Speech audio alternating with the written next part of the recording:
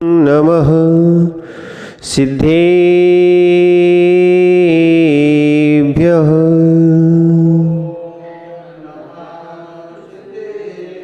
ॐ नमः सिद्धेभ्यः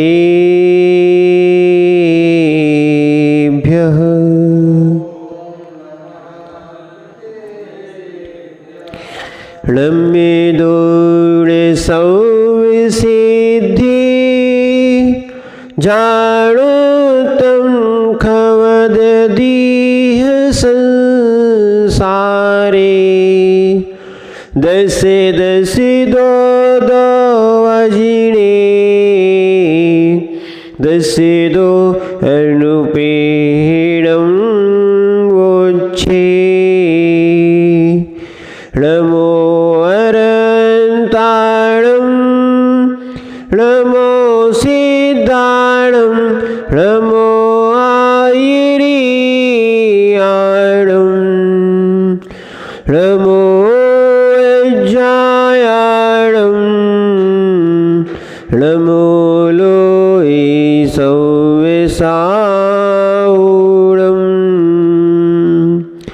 कुन्दनिवैणधवल्गति सम्यक जिनका धाम है श्री गुरु विरागी को सत्सत्यवार प्रणाम सत्सत्यवार प्रणाम सत्सत्यवार प्रणाम।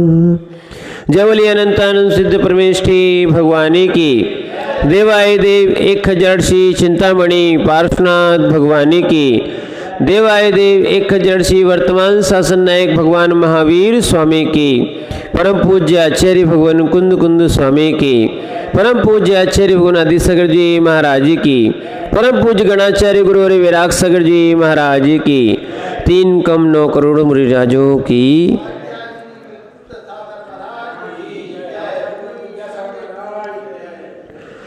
वो चेतन आत्माओं, हम सभी भगवान पार्श्वनाथ स्वामी के चरणारविंद में बैठे हुए हैं और उनकी देशना से ही हम अपना कल्याण करना चाहते हैं। हम अपने अज्ञान को दूर करना चाहते हैं। मूल तो ज्ञान अगर सही हो जाए तो क्रिया भी सही हो सकती है। हमारे अंदर ज्ञान अज्ञान रूप में है, प्रकट हमारा ही होगा, पर निमित्त जो है हमें अवलंबन के रूप में इन अरहंत प्रभु की वाणी का, जिन वाणी का लेना ही पड़ेगा। क्योंकि हमारा सोच सही है या गलत है ये कौन बताएगा। क्या है, अरहंत प्रभु यहाँ नहीं है तो हम जब नहीं है या तो अपन टीचर से पूछते हैं, जब टीचर नहीं होता है तो उत्तरमाला से काम चलाते हैं। तो ऐसे ही जो है, यदि भगवान होते तो साक्षात उनकी दिव्य ध्वनि का अपन पान करके बहुत सा संशय दूर कर सकते थे, क्या अज्ञान दूर कर सकते थे। और यदि नहीं है जब, तो उनके द्वारा जो कथित, जो आचार्यों के द्वारा लिखित जो जिनवाणी है उनसे हम मिलाने का प्रयास करते हैं। तो इसलिए आचार्य महाराज ने एक श्लोक दिया था, हतम ज्ञानम क्रियाहीनम हतम ज्ञान न च क्रिया धावान किलांद को दग्धा पश्यन्नपि न पंगुला। क्या है, यानी हम उस अंधे और लंगड़े के तुल्य हैं जो संसार में कर्मों के बीच बंद को प्राप्त हो जाते हैं। वो अंधे और लंगड़े जल जाते हैं। हम भी क्या है, विषय और कसाय से जल रहे हैं। जब विषय कसाय छूट जाते हैं तो जीव के अंदर निर्मलता आती है।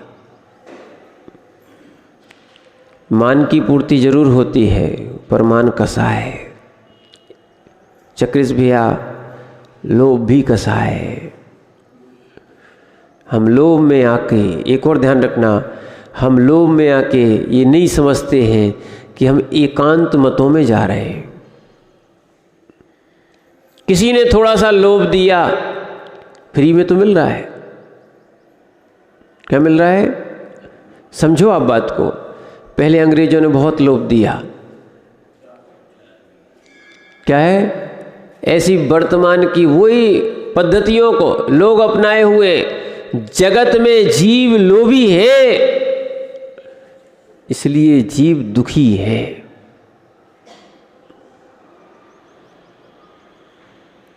जिस दिन जीव के अंदर से ये लोभ वृत्ति चली जाएगी, ध्यान रखना, उसका अज्ञान दूर होगा। इसीलिए आचार्यों ने और इसीलिए सम्यक दृष्टि को भी लिए क्या, निकांक्षित, समझो आप बात को, क्या है जो नहीं समझ पा रहे थे, निकांक्षित, हमें किसी की आकांक्षा नहीं है, किसी भी भोग, किसी की वस्तु की आकांक्षा नहीं है। इसमें अनंतमति का उदाहरण दिया। क्या है? छोटी सी उम्र में नियम लिया था। कई लोग कहते हैं छोटी उम्र में नियम लिया है। अरे नहीं, चाहे छोटी उम्र में लिया हो, चाहे आठ दिन का तुमने सोच के लिया हो, जो अपने नियम लिया है, अब वहाँ पर कोई कितना भी चाहे भय दिखाए, चाहे लोभ दिखाए, ध्यान रखना। इसीलिए सम्यक दृष्टि के लिए कहा गया है, अगर वास्तविकता में सम्यक दृष्टि बनना चाहते हो तो स्पष्ट आचार्य महाराज लिखते हैं, भयासा स्नेह लोभाश्च कुदेवागम लिंगिनाम प्रणामम नियम चेव न कुर्यात् शुद्ध दृष्टिया। आज समझ में नहीं आ रहा है, हम अनेकांत धर्म को समझ ही नहीं रहे हैं, हम वीतराग धर्म को समझ ही नहीं रहे हैं। जहाँ लोभ मिलता है वहीं दौड़े चले जाते हैं। किसी ने मात्र देव को पकड़ लिया है, किसी ने मात्र गुरु को पकड़ लिया है, और किसी ने मात्र जिनवाणी अकेले को पकड़ लिया है, शास्त्र को पकड़ लिया है। जबकि कल्याण तीनों की एकता से होना है। क्या है? अब तीनों लिख रही हैं तुम्हें, तीन भिन्न है एक, यही निर्गंत अरहंत बनते हैं। क्या है? यही निर्गंत अरहंत बनते हैं। अच्छे समझना आप। और इन्हीं अरहंत की जो मुख से वाणी खिरती है वही जिनवाणी होती है। अब तीनों एक हैं कि नहीं? एकत्व भी है, भिन्नत्व भी है। क्या है? एकत्व भी है, भिन्नत्व भी है। ये बताओ, उन निर्गंध से, उन अरहंत से और जिनवाणी से कहीं भिन्नत्व दिख रहा क्या? वही अरहंत है और अरहंत ही निर्गंध है। एक बच्चा शाम को बोले महाराज को नमोस्तु बोलो। क्या है? पंडित जी का बच्चा आया था, बोले नमोस्तु क्यों बोले? नमोस्तु तो भगवान को बोलते हैं। बच्चे का प्रश्न था। क्या है? पंडित जी, क्या नाम उनका, शाम को आए थे, प्रदीप, देखना, प्रदीप भैया ने कहा बेटा बोलो नमोस्तु। बोले वो तो भगवान को बोलते हैं। तर्क देखना, छोटा सा बच्चा है, वो कह रहा भगवान को बोलते हैं, ये भगवान थोड़ी है। ठीक है, हमने कहा बहुत अच्छी बात। हमारी जब भक्ति और प्रतिक्रमण जब खत्म हो गया, तब हमने उससे बच्चे से कहा बेटा ये बताओ, भगवान और हम में अंतर क्या है? तुम नमोस्तु मत करो, पर एक बात बता दो बस, भगवान और हम में अंतर क्या है? वो भी निर्गंथ है, हम भी निर्गंथ हैं। बस इतना है, वो मूर्ति रूप में है, हम लोग जीवंत रूप में हैं।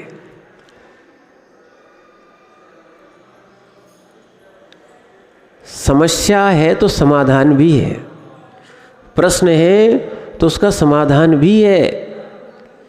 समझो आप बात को, उसको समझ में आ गया कि हाँ। और ऐसे ही आपको भी जो व्यक्ति जिनवाणी को मानता है वो अरहंत को ना माने। समझो, ये एकांत चल रहे हैं। जो जिनवाणी को तो मान रहा है, अरहंत को नहीं मान रहा। अरे भाई, जिनवाणी को मान लिया तो कही किसने थी? अरहंत ने। नवीन भैया अच्छे समझना, बहुत बिल्कुल साफ बात है, पर क्या करें, हमें एक मत बनाना था। सो हमने क्या है, एक अपना संगठन और मत बना के हम क्या है, देव से भिन्न हो गए। कई ध्यान रखना, कई लोग ने ठीक है बोले हमने जिनवाणी को मान लिया, देव को भी मान लिया, बोले अब अरहंत को नहीं मानेंगे। किसको नहीं मानेंगे? अरहंत को नहीं मानते हैं, यानी निर्गंथ को नहीं मानते हैं। तो अपन उससे पूछना चाहते हैं कि जो जितने जो है ना, जितने के ये मुनि को नहीं मानते, मुनि को नहीं मानते, अरे भैया ये अरहंत को मानते हैं। अरे भैया जितने भी मुनि हैं यही तो अरहंत है, मुनि तो अरहंत ही हैं। और जो मुनि बने हैं वो अरहंत होने के लिए ही मुनि बने हैं। बस उनकी उस समय मुनि दशा अप्रकट दशा है, अरहंत में वो अरहंत दशा मुनि में प्रकट दशा है, केवल ज्ञान रूप में।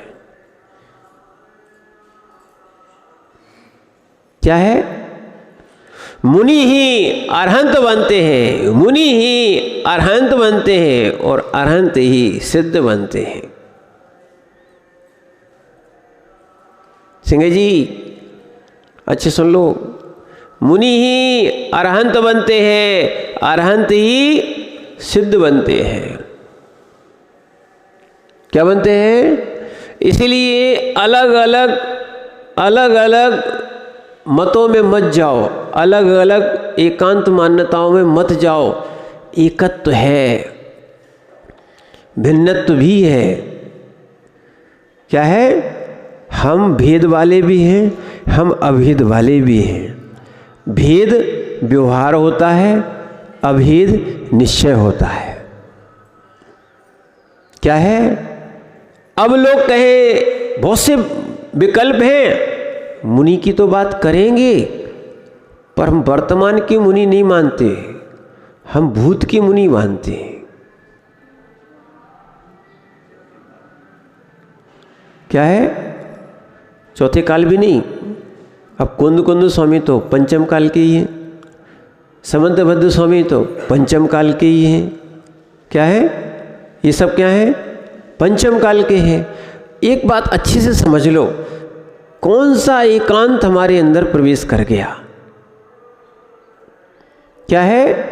ये एकांत है, एकांत जो वर्तमान को नहीं मानता, जो वर्तमान को नहीं मानता वो भूत को क्या मानता होगा?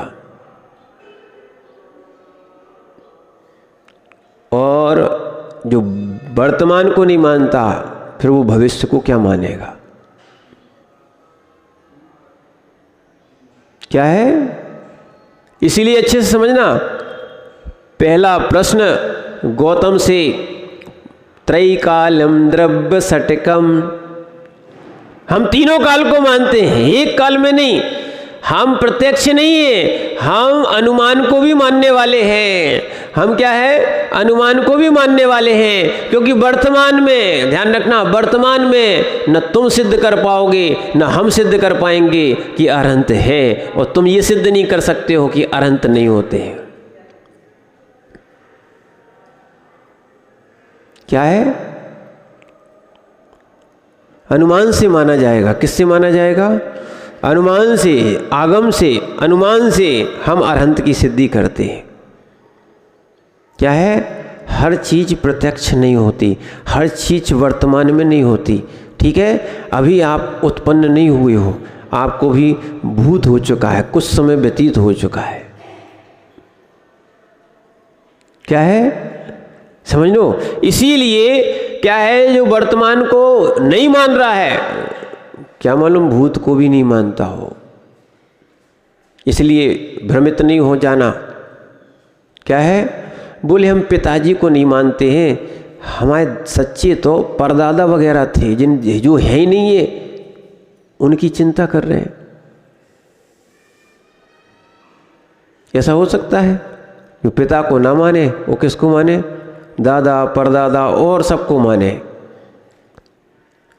अरे जो पिता को मानता है वो सबको मानता है, क्योंकि पिता के भी पिता थे, पिता के भी पिता थे, वही उनकी माने पीढ़ी चली आ रही है।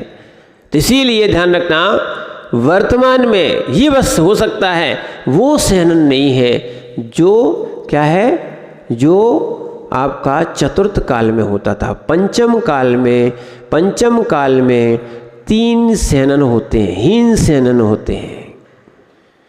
कौन सी? हीन शयनन होते हैं। पर आपको भी इन निर्ग्रंथों पर, योगियों पर गर्व करना चाहिए, जो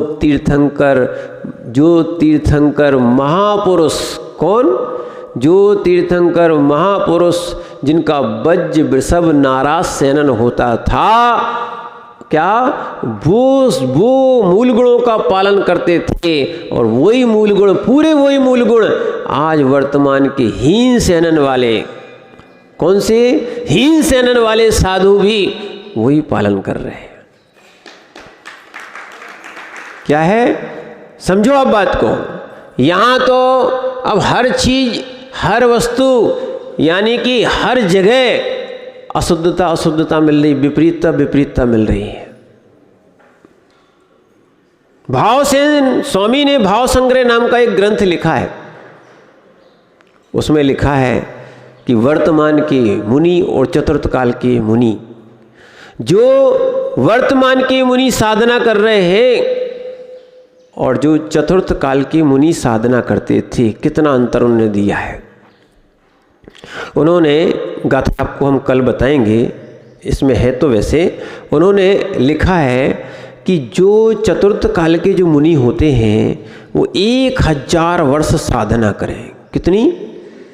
1000 वर्ष साधना करें। और वर्तमान के जो मुनि है वो 1 वर्ष साधना करें। समझ रहे हैं ना आप बात को? कितने? 1000 वर्ष, और यहां पर दिया है 1 वर्ष। कितना अंतर आ गया? क्या है? जो चतुर्थ काल के मुनि 1000 वर्ष में जो साधना करते थे, वो पंचम काल के मुनि 1 वर्ष में वो साधना कर लेते हैं। वो कर्मों की निर्जरा और तपस्या कर लेते हैं। ऐसा क्या है, भावसेन स्वामी ने लिखा है। वरिये सैक्षीणे पुरम जमकम्मम हवै तीर्ण कायिणे ते सपरम वर्षेणे हु निज्रय हुए हीन सैनीण। ये भाव संग्रह ग्रंथ की गाथा है और यहाँ पर लिखते हैं, पहले 1000 वर्ष तपस्या करने पर जो कर्म की निर्जरा होती थी, आज हीन शयननधारी 1 वर्ष की तपस्या करने पर वो निर्जरा कर लेते हैं।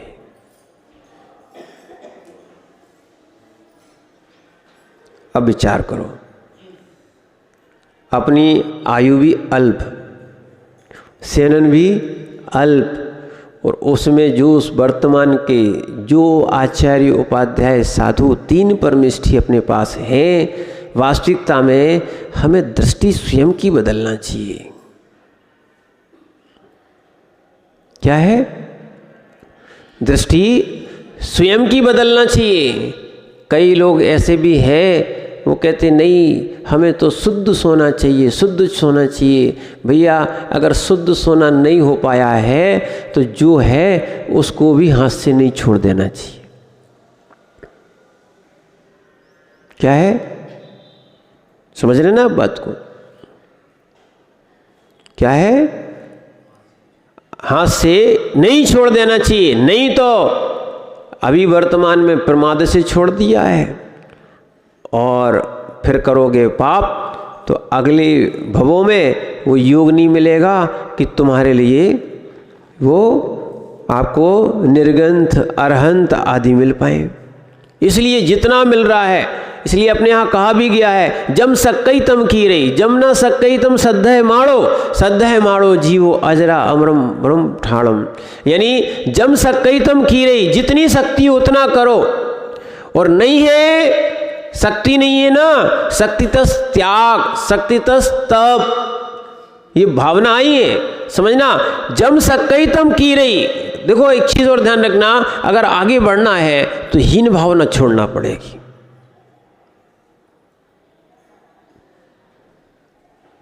क्या छोड़ना पड़ेगी? अरे जितनी हमारी शक्ति है उतना हम करेंगे। उत्साह बढ़ाओ अपने अंदर का। क्या है? अपने आप को आप मोटिवेट करो। ध्यान रखना, किसी के जलने से जलना नहीं। क्या है? बहुत सारे लोग तुम्हें भड़काने आते हैं। वो जो भड़क जाते हैं उनकी कसाई बढ़ जाती है, उनका मोक्ष मार्ग छूट जाता है, उनकी विशुद्धि नष्ट हो जाती है, संक्लिष्टता में पहुंच जाते, पापाश्रय करने लगते हैं। बहुत आएंगे भड़काने वाले, ध्यान रखना। क्या है? सावधान रहना चाहिए, क्योंकि भैया आग लगाने वाला कोई नहीं होता है, घर का ही होता है। और घर का भी नहीं मानो, आग कोई नहीं लगाता है, स्वयं का पाप ही क्या है? दुख देता है। कल का प्रवचन नहीं सुना हो तो सुन लेना दोपहर का। दुख कौन देता है? दुख कौन देता है? दुख कौन देता है? ये भी बात मान के चलना स्वतंत्र भैया। दुख कौन देता है? नवीन भैया, दुख कौन देता है? ये भी हमने कह दिया। सुनना, कल ही महाराज चर्चा कर रहे थे। अब देखो आपको एक नई चीज़ बताएं। हमने कहा क्या जैन दर्शन की सिद्धि होती है? उन्होंने उपचार के लिए एक औषधि का प्रयोग किया। क्या है? उपचार के लिए एक घाव पे औषधि का प्रयोग किया। बोले इससे जल्दी ठीक हो जाएगा। हमने कहा नहीं, ये आपका भ्रम है कि जल्दी ठीक हो जाएगा। क्या है? जितने भी आपके औषधियाँ हैं, ध्यान रखना, ये मात्र ये बाहरी निमित्त को रोकने के लिए है। क्या है? हमने कहा जो घाव भरता है वो स्वयं की अंदर की हीलिंग से भरता है, अंदर के पावर से भरता है। कोई उपचार घाव नहीं भरता। समझो आप बात को। ठंड लगती कि नहीं लगती? लगती कि नहीं लगती?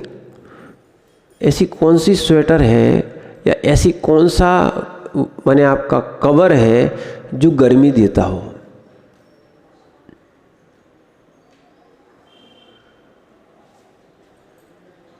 बोलिए बहुत अच्छी कंपनी की वस्तु है, या बनियान है, या स्वेटर है, या जर्किन है, समझना। बोलिए ये बहुत गर्माती है, क्या बोलते हैं? एक ज्ञानी, ये बताओ वो कब से गर्माने लगी? क्या है? कब से गर्माने लगी? हमने पहन के देखिए। तुम्हारा भ्रम हो गया है। क्या हो गया है?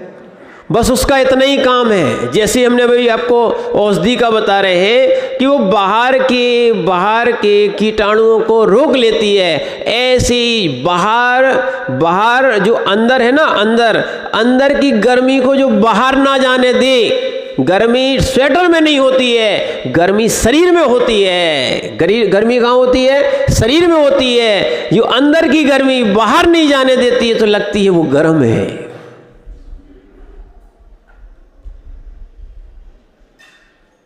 समझ रहे ना आप बात को? आप कहते वाह स्वेटर बहुत गर्म है, कंपनी वाले कह रहे हमारी बहुत गर्म स्वेटर होती है।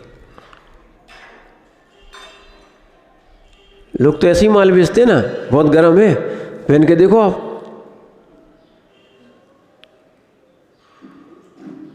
ये उपचार तो कर सकते हो, कार्य में कारण का उपचार। क्या है? कार्य में कारण का उपचार। तो इसीलिए ऐसे बहुत सारा अपन ने कार्य में कारण का उपचार कर दिया है।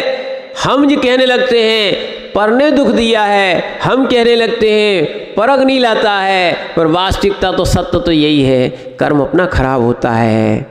कर्म किसका होता है? अपना खराब होता है, निमित्त दूसरा बन जाता है।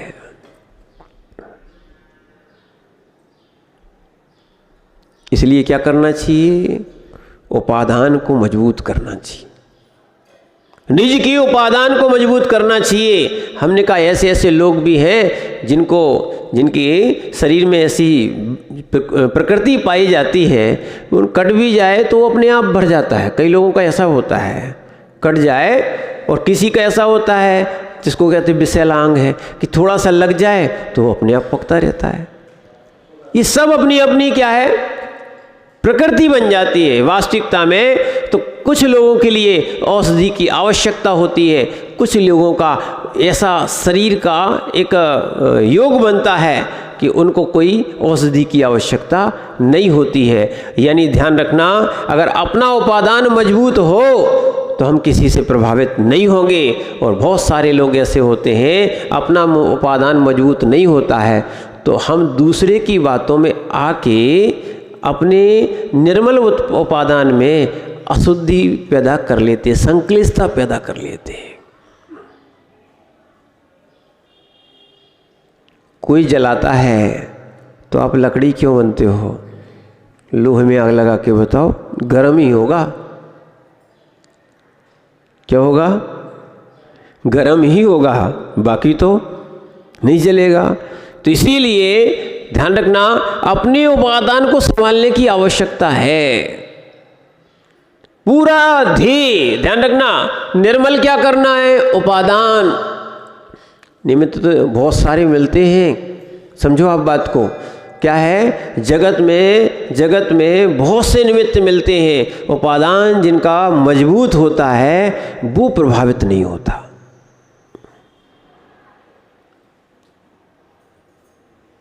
समझ रहे ना आप बात को? उपादान मजबूत कर लोगे, क्या कर लोगे? अपना उपादान मजबूत कर लोगे तो कोई भी अपन को मोक्ष मार्ग में रोकने वाला नहीं है। नहीं तो हम थोड़े थोड़े से निमित्तों को देखकर कभी कर्म भी निमित्त बन जाते हैं, और डायरेक्ट तो नहीं आएंगे, किसी ना किसी के द्वारा आएंगे। देखो, कर्म भी दो प्रकार के होते हैं, एक स्वमुख से आता है और एक परमुख से आता है। ये सिद्धांत की भाषा है। क्या है? तो इसीलिए बहुत सारे परमुख से आते हैं, दूसरे के द्वारा प्रेरित कर दिए जाते हैं। ये कर्म दूसरे के मुख से आए हैं, ये कहना चाहिए इनको। कर्म प्रकृतियां स्वमुख से भी आती हैं और परमुख से भी आती हैं। कर्मकांड जी में पढ़ना आप इनको। क्या है? और इनको आप पढ़ोगे, समझोगे तो बहुत सारे विवाद खत्म हो जाएंगे। देखो, अंजना को दुख किसने दिया था?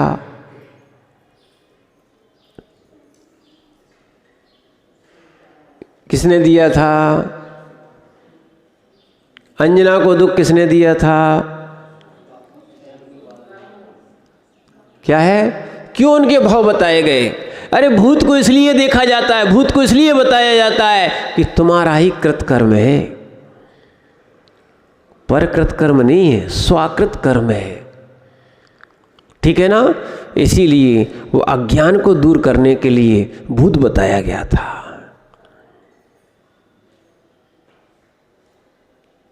क्या है? ध्यान रखना, बे महाराज तुम्हारा दुख दूर नहीं करते। जो अवधि ज्ञान वाले होते हैं वो तुम्हारा कृत कर्म बता देते हैं, या भगवान जो सर्वज्ञ हैं, 3 काल की बातें जानते हैं, हर द्रव्य और हर पर्याय को जानते हैं, बस तुम्हारा कर्म बता देते हैं कि तुमने पूर्व में क्या किया था।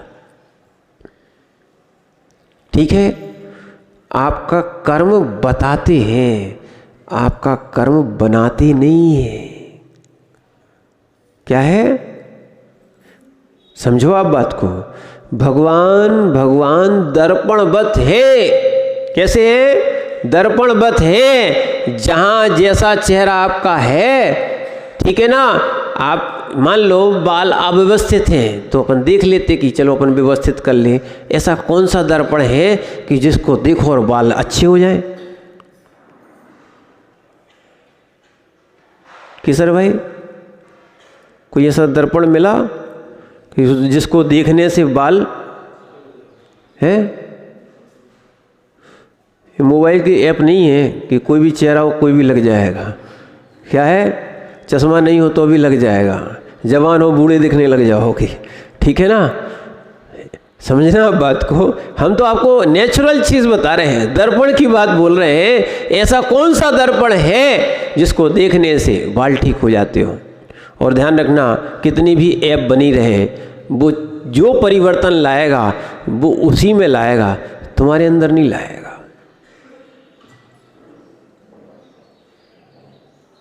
सुन लो, अच्छे सुन लो, बहुत अच्छी बात खुल रही है।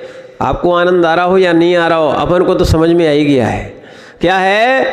जो भ्रम है तुम्हें कि तुम्हें फोटो बना के दिखा दी है, वस्तु वैसी नहीं है। एक मोबाइल में ऐप आता है,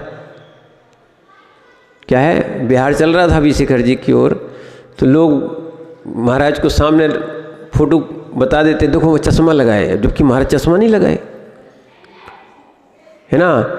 बच्चों की फोटो भी उतार लेते थे कि वो सींग लगे, उसके सींग लगे ही नहीं थे। समझना, बड़ा चमत्कार। बोले देखो क्या चमत्कार। चमत्कार क्या हो गया? अरे भ्रम हो गया। व्यक्ति वैसा नहीं है, व्यक्ति का चित्र वैसा है। चित्र कृत्रिम है, चित्र बनाया गया है, काल्पनिक है। ऐसे ही तुम वस्तु के स्वभाव को, जीव के स्वभाव को, कर्म के स्वभाव को नहीं समझ पा रहे हो।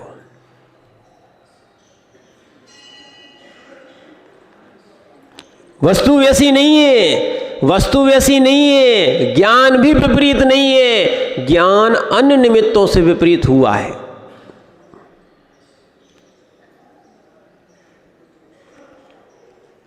शायद लोगों को बात हमारी कम समझ में आती है, और महिलाओं को तो थोड़ी और कम समझ में आती है। क्या है?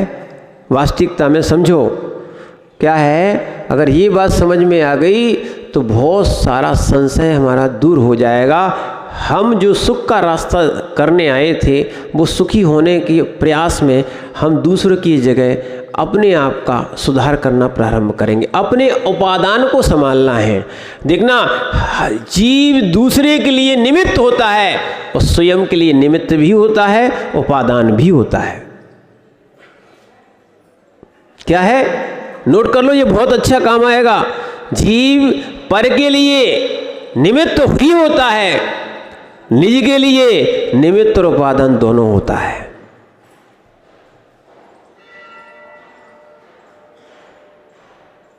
आप पर के लिए निमित्त मात्र हो, पर के लिए निमित्त मात्र हो, आप पर के लिए निमित्त मात्र हो। इसीलिए जब आप निमित्त समझ लोगे, दूसरा चाहे अच्छा हो चाहे बुरा हो, हमारा प्रयास रहेगा कि हम निमित्त मात्र हैं। कैसे हैं? निमित्त मात्र हैं। अब निमित्त अकेला क्या कर सकता है? कुछ कर सकता क्या? सारी चीज़ें आपको सॉल्व हो जाएंगी, आपका दुख भी खत्म हो जाएगा। हम किसी का सहयोग कर सकते हैं। क्या कर सकते हैं? हम उसको बना नहीं सकते। हम देखो, आपने मंदिर बनाया या ये सारी चीज़ें हॉल बनाया, आपने बनाया नहीं है, ईंट सीमेंट आदि को व्यवस्थित किया है। बना तो वो स्वयं है, स्वापादान से बना। किससे बना है? क्या है? आप व्यवस्थित उसको रखते गए, एक के ऊपर एक रखते गए, उसकी योग्यता से वो पक भी गया और सेट भी हो गया, जुड़ गया। हुआ कि नहीं? ठीक। क्या आप उसमें लगे? लगे क्या? नहीं लगे, बस थोड़ा सा निमित्त थे। ऐसे ध्यान रखना, पर के लिए जीव निमित्त ही होता है, स्वयं के लिए निमित्त और उपादान दोनों रूप होता है। इसीलिए पर को संभाल सकते हैं, हम निमित्त में संभाल सकते हैं। पर के पीछे अबाना पर के पीछे हमें ज़्यादा संकल्प विकल्प नहीं करना चाहिए, नहीं तो स्वयं के अंदर अज्ञानता आ जाएगी।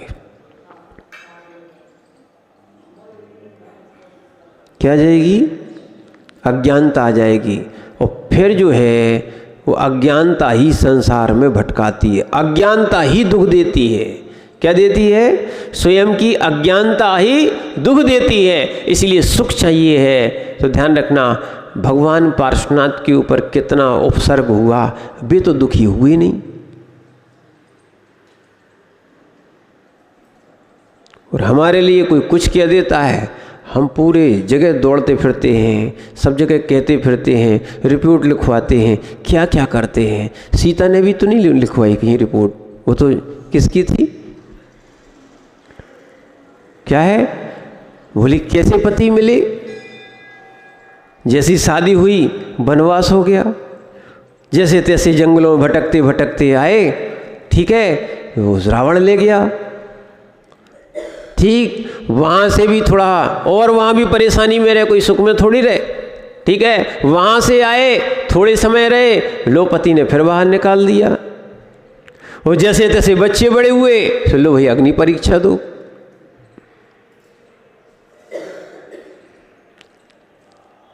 समझो आप बात को, क्या है ये सब क्या था? अब बोलो, अगर समझ लेते, और सीता ने समझ लिया था, इसीलिए सीता ने अग्नि परीक्षा देने के बाद फिर राम ने कहा कि आप नगर की ओर चले, राज्य की ओर चले। उन्होंने कहा नहीं, बहुत बार गलती कर दी है, अब गलती नहीं करना, ये गलती तो हमें पहले ही सुधार लेना थी। ठीक है ना? ऐसी हम भी बहुत गलती करते, मोह में अज्ञान में आके बहुत सारे कर्मों का बंद कर लेते हैं और अपनी विशुद्धि को नष्ट कर लेते हैं। अपनी विशुद्धि को नष्ट करने से स्वयं का मोक्ष मार्ग बाधित हो जाता है। हम सुखी भी हैं, हम दुखी भी हैं। ध्यान रखना, हम सुखी भी हैं, हम दुखी भी हैं। हम सुखी भी हैं, हम दुखी भी हैं। जहाँ जहाँ पर की ओर दृष्टि जाएगी, क्या है, अच्छे अच्छे लोगों को देखो कि क्या गाड़ी में घूम रहे हैं, क्या सब लोग उनकी सेवा में लगे हुए हैं, क्या इनकी महिमा गाई जा रही है, क्या लोग चल रहे हैं, इनकी सारी व्यवस्थाओं में लगे हुए हैं। सो बस दुख प्रारंभ। क्या है? समझा? अपने से थोड़े से बड़े सुख वालों को देख लो तो क्या हो जाएगा? दुख प्रारंभ हो जाएगा। और अगर सुखी होना चाहते हो तो फिर आप चिंतन करो, दुर्लभ लई जो चिंतामणि, त्यों परे आए लई त्रसतनी। कि भैया त्रस परे आए, चिंतामणि जैसे दुर्लभ रत्न जैसी मिली है, अब रोने के लिए मिली है कि कर्म बांधने के लिए मिली है, ये कर्म काटने के लिए मिली है।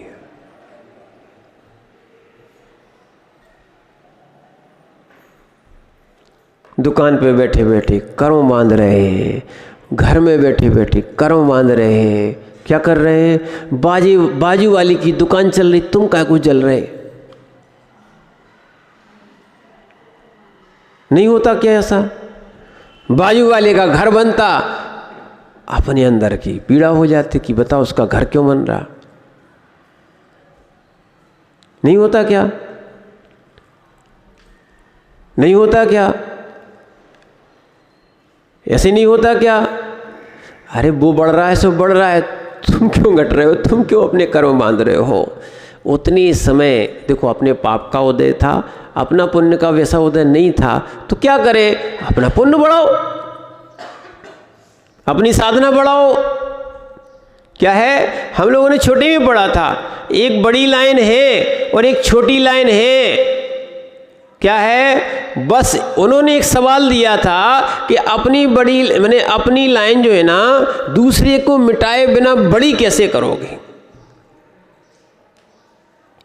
अपन क्या करते, छोटी करना हो तो क्या करते, अपनी लाइन बड़ी करना है तो क्या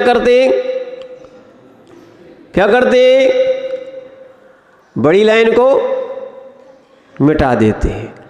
ध्यान रखना, यही सबसे बड़ी दिक्कत है। करना क्या चाहिए था, क्या करना चाहिए था, अपनी लाइन बड़ी कर लो, सामने वाली अपने आप, पर फिर भी मत जलो कि हमारी बड़ी हो गई।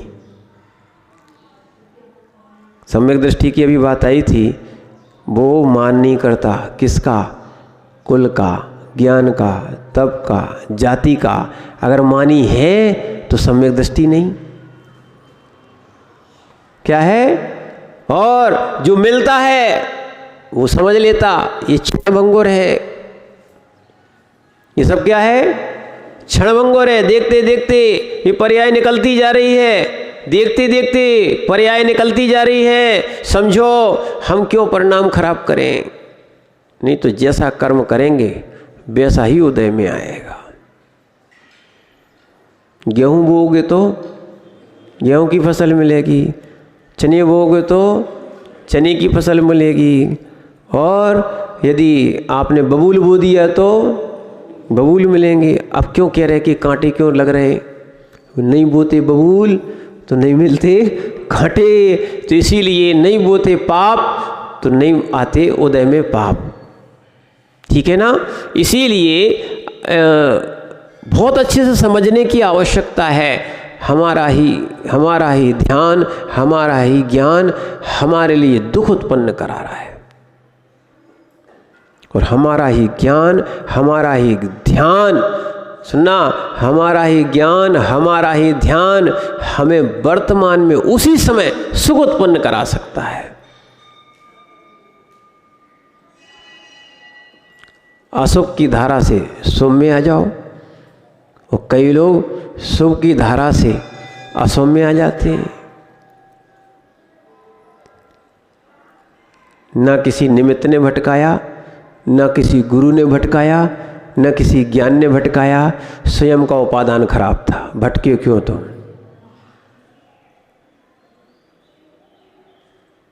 समझो, आप जिस दिन जैन दर्शन को अच्छे से समझ जाओगे, पर को दोष देना बंद कर दोगे, अपने उपादान को संभालोगे। अपना पुण्य बढ़ाओ। क्या बढ़ाओ? अपना पुण्य बढ़ाओ। ठीक है ना, इसीलिए हम देखो पुण्य बढ़ाने के लिए भी नहीं करते। जैन दर्शन वाला तो और दूसरा सिद्धांत है, ये पुण्य बढ़ाने की बात नहीं करता है। ये तो कहता है कि कर्म क्षय करने का प्रयास करो, पुण्य तो अपने आप बढ़ता है। हम लोग भैया, वो आचार्य पूज्यपाद स्वामी ने श्लोक दिया है, हम लोग भूसी के लिए खेती नहीं करते।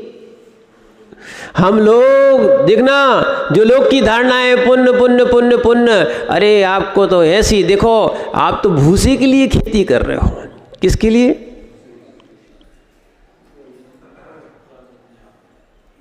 भूसे के लिए कोई खेती करता है क्या? क्या है? भूसे के लिए कोई खेती करता है क्या? भूसा तो मिलता है, ये एक प्रकार का क्या है, एक्स्ट्रा उसके लिए इनकम हो जाती है। क्या है? समझो बात को। वो जो अज्ञानी होता है सो क्या है, बस गेहूं काट लेता है, बाकी फसल में आग लगा देता है, सो जीव की जीव मारता है, हिंसा की हिंसा करता है, वो भूसा का भूसा नहीं मिलता उसको। ऐसे भी अज्ञानी जीव है। अरे ऐसे तो ठीक, बहुत एक कथा आती है, एक राजा ने प्रसन्न होके एक लकड़हारे को, क्योंकि उसने बहुत अच्छी सेवा करी थी, नायक जी चंदन का बगीचा दिया था। किसका? चंदन का बगीचा दिया था। जिसकी मति खराब होती है, अब क्या कर सकते हैं। वो सोचा कि बताओ, राजा ने कोई और चीज़ दी थी, अब इतने बड़े और वन दे दिए, इनको काट काट के कोयला बना के जला के बेच रहा था बेचारा। क्या बना रहा था? क्या बना रहा था? क्या बना रहा था? क्या बना रहा था? अरे सिंह जी बताओ तो, काय खुमोन बैठे हो? अब बस उसी को मत देखना, अपन भी तो जो ही कर रहे हैं। ये चंदन से भी, चंदन में तो कोई उपमा नहीं है। क्या है? इस जीव की, मनुष्य पर्याय की कोई मूल्य भी नहीं है, माने अमूल्य वस्तु है, इसका मूल्य आंक नहीं सकते हो। और जीव की तो कोई कीमत आंक ही नहीं सकता है। हीरे की कीमत हो सकती है ना, कोहिनूर की कीमत हो सकती है, प्लेटिनियम की भी कीमत हो सकती है। जगत में जितनी वस्तुएं हैं, ध्यान रखना, इनका मूल्य हो सकता है। आज तुम भगवान के सामने भी अर्घ चढ़ाते हो ना, क्या बोलते? एक जन पूछ रहे थे, हमने कहा चलो उत्तर भी दे देंगे और समझा भी दे रहे हैं, दोनों काम हो जा रहे हैं। क्या बोलते? अनर्घ पद प्राप्त है अर्घम निरपामति स्वाहा, बोलते हैं ना? क्या बोलते हो? अनर्घ पद प्राप्त है अर्घम निरपामति स्वाहा। अभी आपको समझ में नहीं आया, ये बहुत बड़ा सूत्र हो गया। अर्घ यानी मूल्य, अनर्घ यानी अमूल्य। कई लोग तो ये द्रव्य और अर्घ पे लड़ रहे, पंथ बन गए। कैसे कैसे भगवान भी सोचते होंगे कैसे कैसे भक्त मिले इनके लिए। देखो एक चीज़ और बताएं आपको, क्या है? लड़ने का बहाना चाहिए पड़ता लोगों को। धर्म में कहीं विवाद नहीं है, कहीं विवाद नहीं है, कहीं विवाद नहीं है। धर्म किसी को लड़ाता भी नहीं है। क्या है? एक सूत्र मंदिर में लिखा था, वो हमने याद कर लिया, वो समझ में भी आ गया। हो सके आप भी मंदिर में लिख लेना, किसी की समझ में आ जाए या अपनी ही समझ में आ जाए। क्या है? सूत्र लिख लो, काम आएगा। लिख लो लिख लो। क्या है? कसाय लड़ाती है। क्या लड़ाती है? याद कर ले नवीन भैया, तुम्हें बहुत काम आएगी। मंच से बोलते हो ना, कसाय लड़ाती है, धर्म बदनाम होता है। क्या लड़ाती है? कसाय लड़ाती है, धर्म बदनाम होता है। धर्म कभी भी, कोई भी धर्म हो, धर्म लड़ाता ही नहीं है। जो कहते हैं ना धर्म ने लड़ा दिया, अज्ञानता है। धर्म कभी नहीं लड़ाता, न तेरा न मेरा, समझो, न तेरा न बीस, समझो। क्या है? जीव को अपनी कसाई की पूर्ति करना पड़ती है, इसलिए वो लड़ने बैठ जाता है। उदाहरण दे, उदाहरण दे। जैसे जैसे जिसको शराब पीना थी उसने शंकर जी का नाम ले लिया। क्या बोला? हाँ, शंकर जी का प्रसाद है। भांग खाना थी, सो क्या है? क्या हो गया? क्या हो गया? अब भाई बलि के नाम से हिंसा करोगे तो पाप नहीं लगेगा, अपनी पूर्ति भी हो जाएगी। क्या हो जाएगी? तो लोगों ने ऐसे ऐसे देवता भी पकड़ लिए, ऐसे ऐसे बना लिए, ऐसे ऐसे मत भी बना लिए। क्या करोगे अब तुम? अपनी स्वयं की पूर्ति के लिए, अपनी कसाई की पूर्ति के लिए, अपने राग की पूर्ति के लिए धर्म को आड़ में ले लिया। कोई भी धर्म हो, कोई हिंसा नहीं कराता।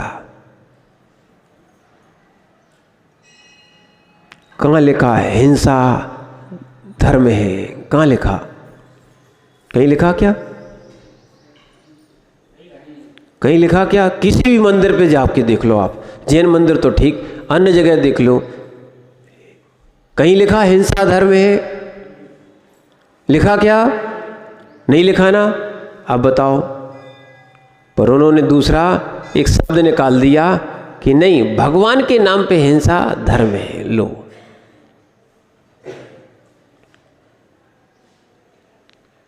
लोगों ने धर्म को बदनाम करना चाहा, पर ध्यान रखना, धर्म को कोई बदनाम नहीं कर सकता। जीव ही बदनाम होता है। धर्म दुर्गति में नहीं जाता है, जीव की ही दुर्गति होती है। किसकी? जीव की होती है। इसलिए एक और अच्छा सा ध्यान रखना कि अपने उपादान को संभालने का प्रयास करो। किसको? अपने उपादान को संभालने का प्रयास करो। बहुत सारे लोग आपके उपादान में, बहुत सारे लोग निमित्त बन के आएंगे। अब आपका काम है जलना कि नहीं जलना, भड़कना कि नहीं भड़कना।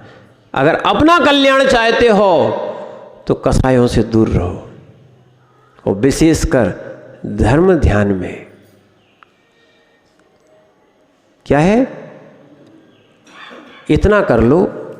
देखो जितने पुजारी हैं बहुत अच्छे लग रहे हैं, ऐसा लग रहा है जैसे आप लोग देव पर्याय से आए हो। हरी भेष पहने हो, ठीक है ना, बस इतना कर लो। आप इतना नियम ले लो, जब तक ये हम पूजा करेंगे तब तक लड़ेंगे नहीं।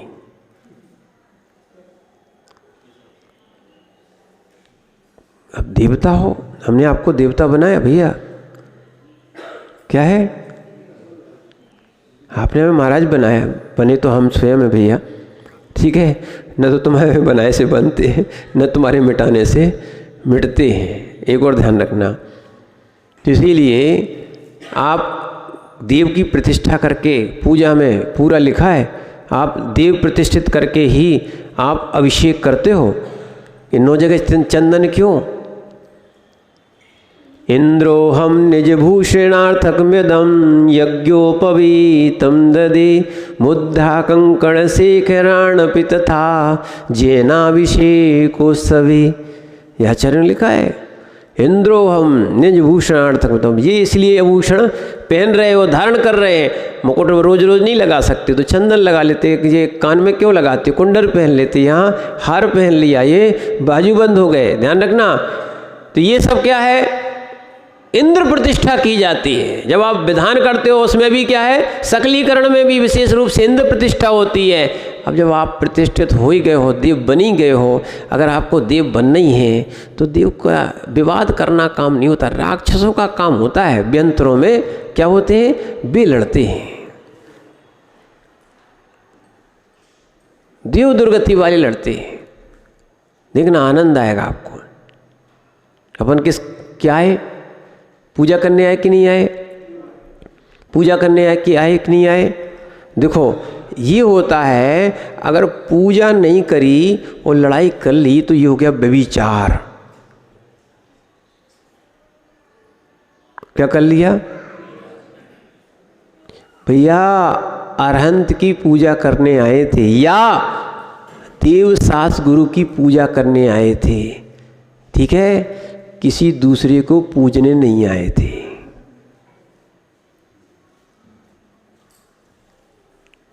ठीक है ना? ये किसी को नहीं समझाना। जब पूजा करो तो मन को समझाना, हम पूजा करने आए हैं, हम कसाय करने नहीं आए। समझ जाओगे, समझ भी जाओगे, समझ भी जाओगे, रुक जाओगे। हमारा भेष कौन सा है? जैसे अगर हमने आपको क्रोध कर दिया तो आप क्या बोलते हो? क्या बोलते हो? महाराज को क्रोध नहीं करना चाहिए, ऐसे ही बोलते कि नहीं बोलते हो? बोलते हो कि नहीं बोलते हो? तो ऐसी पुजारियों को भी कसाय नहीं करना चाहिए। अभी यहीं से शुरुआत करो। क्या है? यहीं से थोड़ी थोड़ी शुरुआत करो। कितना भी कर्म, ध्यान रखना, अब बहुत अच्छा सा विषय चल रहा है और अंदर तक पहुंच जाए, इसलिए कह रहे हैं कर्म अचेतन है, कर्म पौद्गलिक है, तुम चेतन हो, तुम जीव हो। कौन हो? जीव हो। जीव क्या है? जीव ज़्यादा शक्तिशाली होता है कि पुद्गल ज़्यादा शक्तिशाली होता है? कौन होता है? कौन होता है? तो जैसा कर्म नचाएगा वैसा तुम नाचोगे, कि जैसा तुम चाहोगे वैसे कर्म नाचेंगे।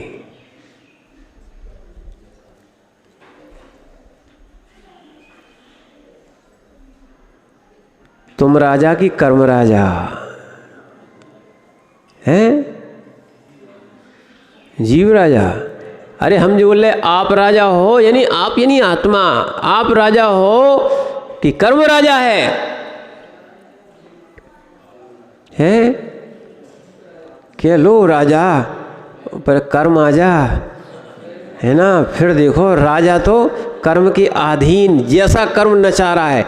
इसीलिए देखो पूजा में वो पंक्तियां लिखी हैं, जड़ कर्म घुमाता है मुझको, यह मिथ्या भ्रांति रही मेरी, मैं राग द्वेष किया करता। समझो, सिद्धांत को समझना, पर एकांत में भी नहीं जाना। हम निश्चय को भी मानते हैं, हम व्यवहार को भी मानते हैं, हम उभय को मानते हैं। ध्यान रखना, अकलंक स्वामी ने कहा है तुम कौन हो? बोले हम निश्चय व्यवहार दोनों वाले।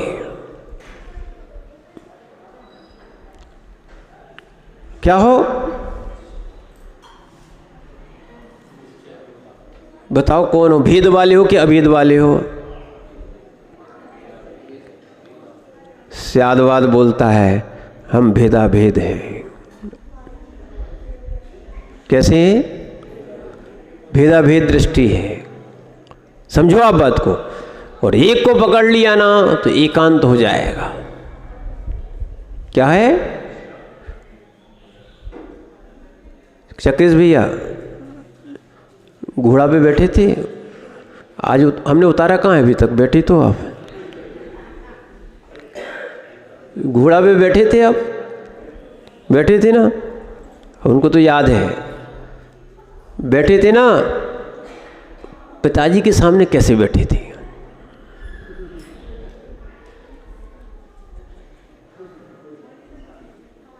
क्या है? हाँ भाई, तो हम आपसे बोल रहे हैं, हम क्या दुनिया बोलती है? बताओ।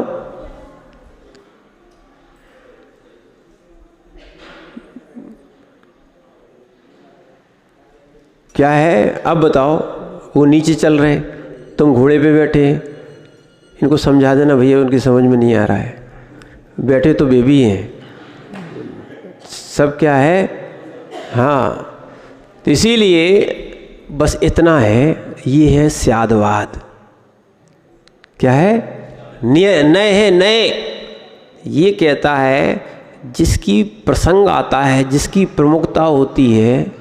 हम वो समझा रहे थे उस दिन का वाक्य, हमने कहा हो सकता है आपकी समझ में आया नहीं आया हो, ठीक है, आज और समझा दे रहे हैं। ये नए का विषय है।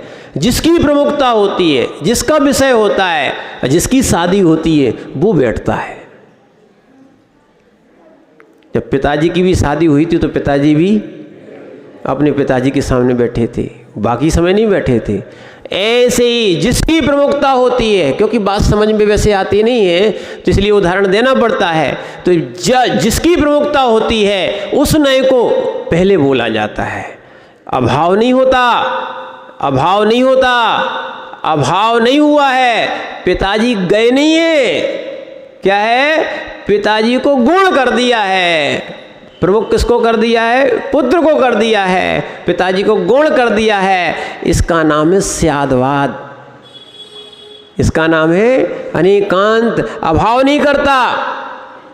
क्या है? अर्पिता नर्पित सिद्धि। किसी को अर्पित करते, किसी को अनर्पित करते, किसी को मुख करते, किसी को गुण कर देते हैं। इसी से क्या बनता है? स्यादवाद बनता है। तो इसीलिए नए भी हम लोग संशयवाद वाले भी नहीं हैं। नहीं तो बहुत सारे बोले ये स्यादवाद वाले, संशयवाद वाले हैं, ना तो निश्चय वाले हैं, ना व्यवहार वाले हैं। भैया ये नहीं मान के चलना। अपन तो क्या है? स्यादवाद वाले हैं। क्या है? जब मुख्यता होती है उस वस्तु को मुख्य कर दिया जाता है, बाकी वस्तु को होता ही है। ध्यान रखो, व्यवहार में पर्याय को मुख्य किया जाता है। द्रव्य को गौण कर दिया जाता है। निश्चय में, समझो, निश्चय में द्रव्य को मुख्य कर दिया जाता है, पर्याय को गौण कर दिया जाता है। समझ रहे ना आप बात को? दोनों से काम चलता है। किससे चलता है? दोनों से काम चलता है। जैसे किसी को सोना चाहिए, क्या चाहिए? सोना चाहिए, तो भाई मैं किसी भी रूप में दे दो, ठीक है ना। पर किसी को डिजाइन वाला चाहिए तो सोना तो हो पर डिजाइन वही चाहिए। क्या चाहिए? तो उसने क्या क्या क्या मुख्य कर लिया? अरे बिना द्रव्य के पर्याय कहाँ होती, वो बिना पर्याय के द्रव्य कहाँ होता? ये तो कथन मात्र है। मिलते तो दोनों हैं, होते तो दोनों हैं। ध्यान रखना, पर्याय में द्रव्य होती कि नहीं होती, द्रव्य में पर्याय होती कि नहीं होती, दोनों ही होती हैं। पर ध्येय होता है, मुख्यता होती है कि भैया किसको कहाँ बोलना है। वो बहुत से अज्ञानी होते, बोले हमें तो द्रव्य से मतलब है, पर्याय से कोई मतलब नहीं है। तो काय को जी रहे, काय को खा रहे, काय को आप जो अलग अलग ऐसा मंच होना चाहिए, ऐसा ये होना चाहिए, ऐसा खाना होना चाहिए, ऐसी क्या बोलते ड्रेस होना चाहिए, ऐसा अपना मैचिंग होना चाहिए। आजकल बहुत सारी चीज़ें जी, फिर पर्याय दृष्टि क्यों गई आपकी?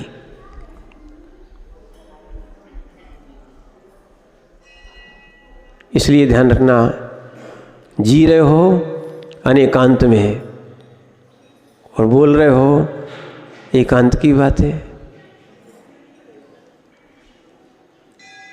इसीलिए भले मानो या ना मानो, अगर तुमने निर्गंथ को माना है तो उसमें अरहंत और भगवान माने जिनवाणी है। जिनवाणी को माना है तो वो उसमें भी निर्गंथ और अरहंत है, और अरहंत को माना है, उनके वचन जिनवाणी है, उनकी मुद्रा निर्गंथ है। एकत्व भी है, भिन्नत्व भी है। इसको समझने का प्रयास करो, अज्ञानता को मिटाओ और संशय को मिटाओ, स्यादवाद और अनेकांत में आओ। ओम नमः सिद्धेभ्यः।